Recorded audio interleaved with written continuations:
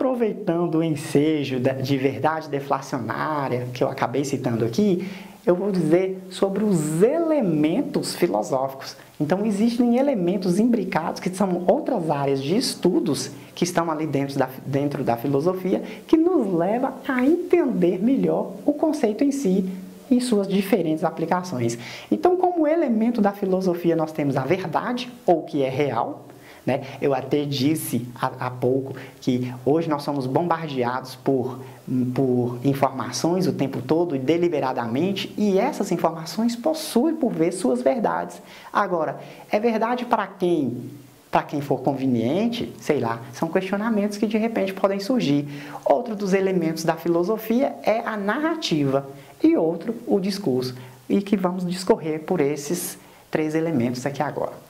A verdade ou real compreende um grupo de teoria ou de um conhecimento deflacionário. Eu até tinha dito da verdade deflacionária. E em que consiste basicamente, em que se afirma esse conceito da verdade deflacionária? É que uma coisa pode ser verdade em um sentido, mas pode não ser verdade em outro sentido. Como a gente estuda dados e precisa analisar e precisa inferir coisas, aí que está. Essa inferência poderá ter significado ou não, dependendo do ponto de vista. Então, nós temos que o quê? A concepção da verdade é o tema central da filosofia, e a filosofia da educação, no caso, ela consegue já permear por um pensamento pedagógico. E a matéria, como a crença, o discurso, se é confiável ou não de um indivíduo, os quais ele desenvolve no decorrer do próprio dia, do seu contato ali, seja com conteúdo ou com uma nova matéria. Então, a confiabilidade, por exemplo, daquilo, ela de repente tem muito a ver com o que o próprio indivíduo já acredita. Então, se eu disser algo que já está indo de encontro com o que já se acredita, a pessoa já vai entender como verdade absoluta, não vai fazer muita questão de estar entendendo as relações ali, né, os pormenores daquele conteúdo, e basicamente aquilo é a verdade. A verdade de um discurso, por exemplo, de uma oratória, de uma palestra, ela é conveniente, por assim dizer. Ela vai depender muito do que o interlocutor, do que o emissor dessa mensagem entende como verdade. Um bom exemplo é o quê? É que se estamos situados em um grupo que possui uma verdade específica, e um exemplo que vai nos esclarecer isso bastante é a relação política. Por exemplo, quem é adepto ou partidário de um grupo, ele vai emitir a sua verdade sobre aquele grupo. E às vezes essa verdade não é a verdade para o seu ouvinte, mas ele se convence, né? Então essa questão do verdadeiro ou falso, ele transcende essa ideia, né? Na verdade, se você está no interior de um discurso, né, essa é a verdade daquele discurso para você, mas que poderá não ser a verdade para o seu ouvinte. Então a verdade, ela é meio que subjetiva nesse aspecto. E a verdade deflacionária, por exemplo, acaba discutindo isso. Até que sentido que a verdade tem que ser entendida como a verdade realmente e em qual sentido que ela não será, né? Então, aqui nós temos que o deflacionário é o movimento da filosofia adepto da teoria da verdade dessubstanciada, né? Que não necessariamente todos os pontos dessa verdade é verdade. E se a gente pode fazer uma ilustração no sentido de que, como na análise filosófica a gente pauta em estudos e em inferência, veja bem, se eu der o seguinte exemplo para vocês, vamos pensar em árvores e no tom verde de suas folhas. E aí nós vamos fazer uma descida, uma reflexão ao longo dessa estrutura da árvore, para a gente ver até onde que uma certa inferência ela será verdadeira. Por exemplo, pressupomos então que folhas são verdes. Pressupomos então que árvores têm folhas. Pressupomos então que árvores dependem de água. E aí, quando eu cheguei nesse ponto, por exemplo, estamos pressupondo que tudo isso são verdade. Aí eu pressuponho que verde depende de água, deixou de ser verdade. Tem uma amarração num sentido, mas que nem em todos os pontos existe uma verdade imbricada. E se a gente retroceder nisso, uma abundância de água pressupõe árvore. Será que também é verdade? Às vezes existem árvores como as cactáceas, que são típicas de deserto, que elas não têm tanto essa demanda. E mais, como a pressuposição que a gente tinha feito de que folha tinha árvores, árvores tinham folhas, o que ocorre? Os cactos, elas não têm, os cactos, por exemplo, são espécimes que não têm folhas, né? De tal modo que o link com a abundância de água deixou de ser verdade nessa perspectiva. Então, nós encontramos um verde que não é de folha, né? Embora sendo de uma árvore, né? E aí, essa verdade, ela deixou de ter um paralelismo, ela tem um momento que ela se quebra, né? Então, a verdade ou o verdadeiro do deflacionário depende de um campo depende de um campo da gramática linguística, na verdade. E é uma verdade que estaria reduzida a uma questão de retórica. Então, em qual sentido, na verdade, ou até quando existe aquela verdade ali naquele contexto? E aí, sugerimos que devemos calcular a força de cada pedagogia ou suas incongruências, né? Esse exemplo da árvore que eu dei é exatamente nessa escala.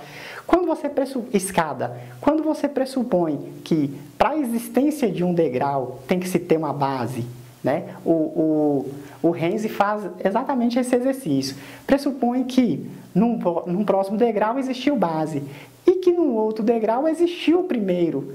Mas até quando essa hierarquia de pressuposições mantém a verdade embutida, né? A gente fez um bom exemplo com a árvore, que na verdade é uma técnica que foi desenvolvida por Renzi, né? Então é o bendito problema da escada de Renzi, aqui ilustrado através da árvore, para exatamente exemplificar a defragmentação dessa verdade e que na verdade é o suporte da teoria da verdade deflacionária. Então, a verdade ou o real, na tentativa de analisar um discurso, né, ela acaba tendo essa descontinuidade. E de verdade, nós passamos para um outro elemento da filosofia, que é a narrativa. A narrativa, portanto, né, no período pós-moderno, como eu até já havia referido, ela passou a ser o quê? O veiculador dessa verdade, que agora não mais é só aulas tradicionais, né, quadros, giz, mas passou a ser o quê? WhatsApp, literatura, ficção, arte, música. Esses são o quê? São narrativas, ou seja, ferramentas de veiculação de verdades. Né? E aí eu até disse que, no caso lá de um WhatsApp, onde a gente é bombardeado por informações continuamente carregadas de suas verdades, caberá a gente fazer um teste, né, em cima da teoria da verdade deflacionária para ver até que ponto quais verdades daquelas ali são realmente informações pertinentes para mim, né? E isso é um filtro que dependerá do quê? Da capacidade crítica e reflexiva de cada um, ou seja, da individualidade da educação, ou seja, da educação emancipatória. A emancipação, né, a educação emancipatória é que nos dará a capacidade de fazer isso, de fazer esse filtro das verdades. Então, a narrativa, em primeiro passo, ele é um processo educativo, né, que entra aqui, na verdade, na educação, entra-se a narrativa como um instrumento, né? E aí, na verdade, a gente trabalha com a pós-narrativa como sendo a consciência de que temos várias descrições do que chamamos de realidade, né? Aí, depois de que a gente conheceu que a realidade tem suas faces, né, a gente deve o quê? Depende de dominar esses distintos conhecimentos para o quê? Trabalhar com a nossa verdade. É aquilo que eu disse. Às vezes uma pessoa, para defender o partido político que ele interno ao grupo, ele trabalha com sua verdade a fim de me convencer, né? Então, tudo isso é discurso. A ciência, a religião, o saber, a arte, ela carrega a sua verdade no intuito de atingir novos indivíduos e até mesmo conseguir novos adeptos, né?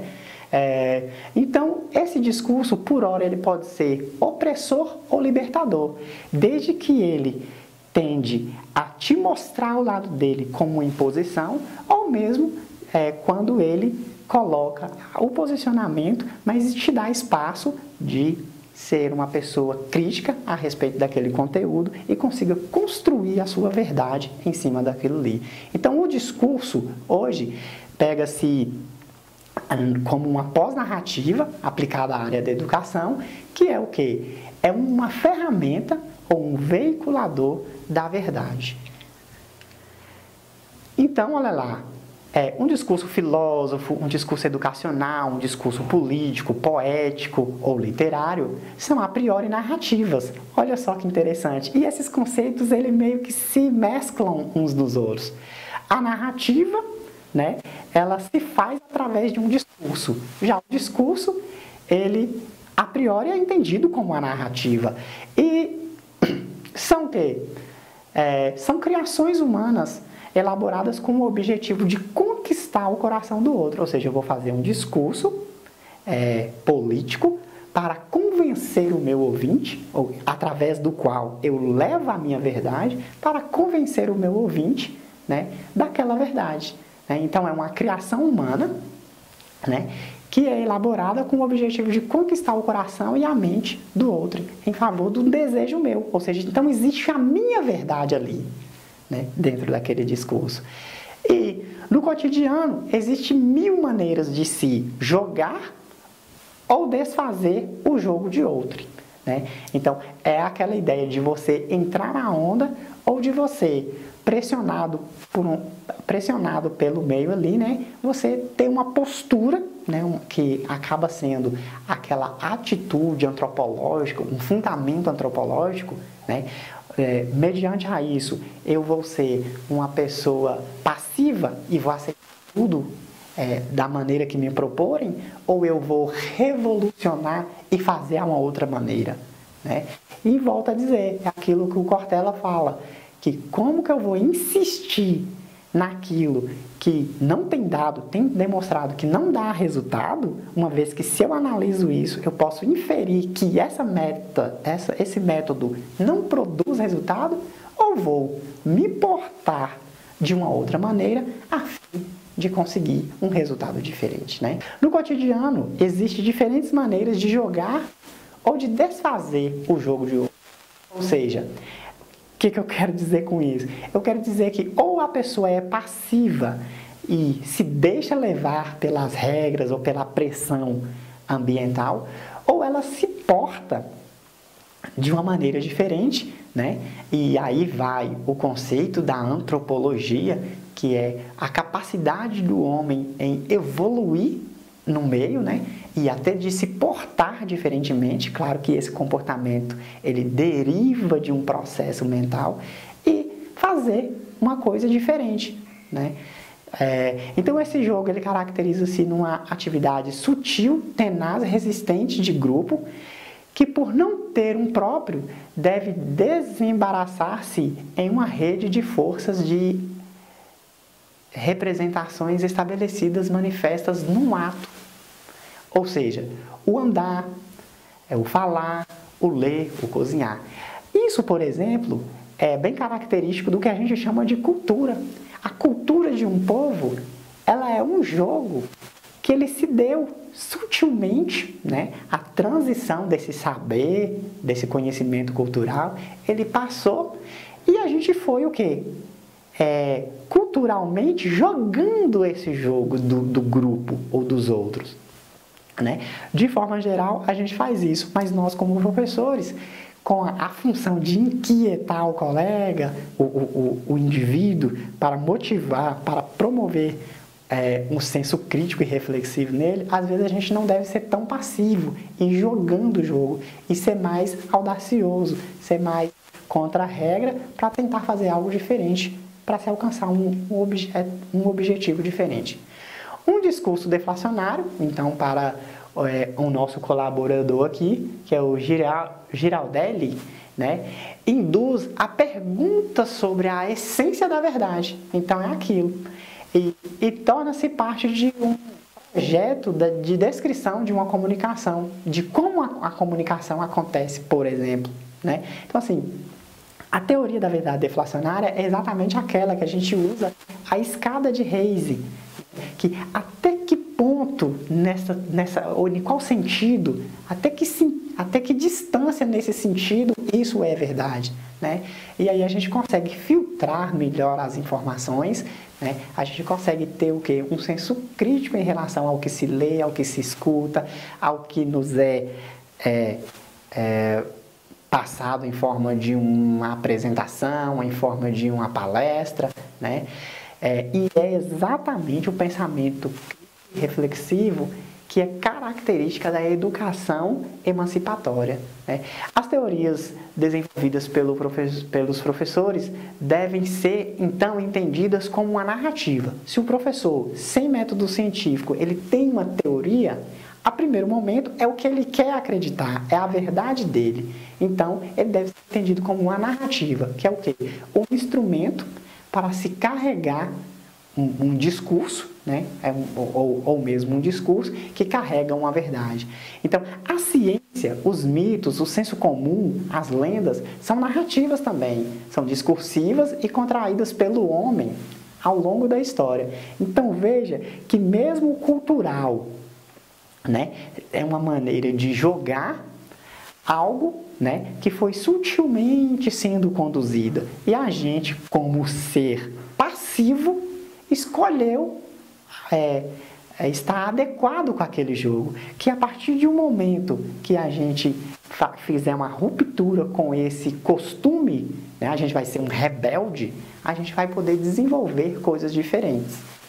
Os discursos falados ou escritos são manifestações da vontade, da verdade e de poder. E esses discursos, a gente até já diz, ele tem um status coante. Ele, na verdade, refere-se ao que, de repente, eu vivi ou ao que eu acredito no intuito de alcançar o meu interlocutor, né? O meu ouvinte. Então, na verdade, ele é impregnado da minha vontade.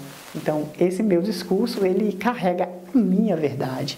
E aí ele pode ser opressor ou libertador, que é quando eu tento impor aquela verdade ou quando eu coloco aquilo, a maneira que eu penso, mas te dou a possibilidade de ser crítico, reflexivo a respeito. O real, na atualidade, essa realidade, como eu até já havia dito, a gente passa a ser bombardeado por informações com distintas verdades. Eu até uso a expressão distintas exatamente para significar diferentes modos da verdade, né? Que vai depender de cada grupo que a promove, por assim dizer, do seu orador.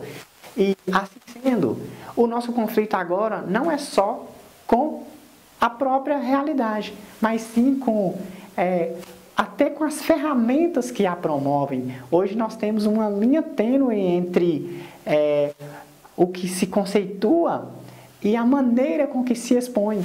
Né? Os meios de comunicação cada vez mais instantâneos e provocam, eu até disse, um bombardeio de informações simultâneas que a gente acaba por não assimilar nenhuma verdade nem outra, né? Então, a gente acaba que por não ter uma fonte preferida e pode haver uma confusão na verdade de que a gente acredita.